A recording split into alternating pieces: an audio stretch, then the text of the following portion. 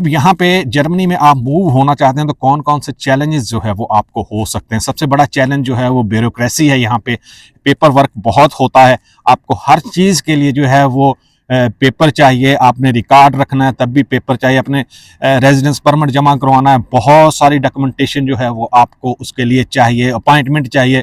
Bureaucracy में जो है वो काम बहुत स्लो होते हैं यहाँ पे, ये एक बहुत बड़ा चैलेंज है। इसके अलावा लैंग्वेज जो है वो लैंग्वेज बहुत बड़ा चैलेंज है यहाँ पे।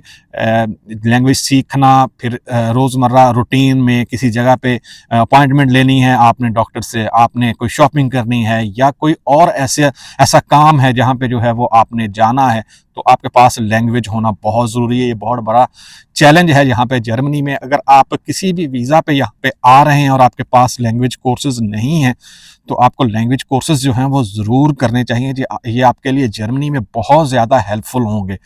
लैंग्वेज बहुत बड़ा चैलेंज है। इसके अलावा जो टैक्सेस और जो यहाँ पे कॉस्ट है, लिविंग कॉस्ट, वो बिग सिटीज़ में ज़्यादा है। टैक्सेस जो हैं वो इस सूरत में ज़्यादा हैंगे अगर आप सिंगल रहते हैं, लेकिन टैक्स रिटर्न में जो है वो आप इसको क्लेम कर सकते हैं।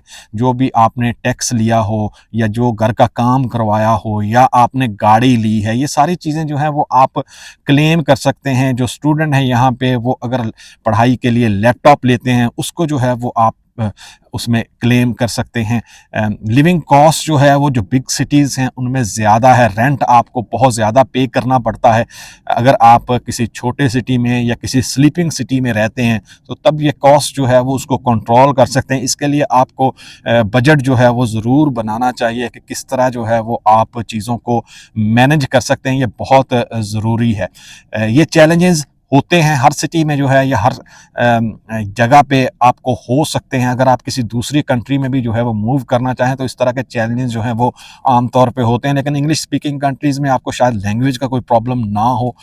यहाँ पे जो है वो लैंग्वेज जर्मन ही आपको बोलनी पड़ेगी। किसी भी जगह पे आप चले जाएँ, किसी ऑफ़िस में चले जाएँ, आपने अपने डॉक्टर से अपॉइंटमेंट लेनी है या डॉक्टर किसी जगह पे आपको रिकमेंड करता है तो लैंग्वेज होना बहुत ज़रूरी है। वेदर जो है वो यहाँ पे एक बहुत बड़ा चैलेंज है। जो लोग गर्म कंट्रीज से आते हैं उनके लिए यहाँ पे वेदर में सरवाइव करना, बाहर निकलना, काम करना, ये सारी चीज़ें जो हैं वो अफेक्ट करती हैं। लेकिन इसके साथ बहुत सारी ऐसी सहूलियात हैं जो शायद दूसरे कंट्रीज़ में नहीं हैं। आप अगर ज़्यादा पैसे कमाना चाहते हैं तो लीगल वेज़ हैं, यहाँ पे आप मिनी जॉब जो है वो कर सकते हैं, उसके ज़रिए जो है वो ज़्यादा पैसे बना सकते हैं अगर आप अपनी फैमिली को जो है वो सपोर्ट करना चाहते हैं।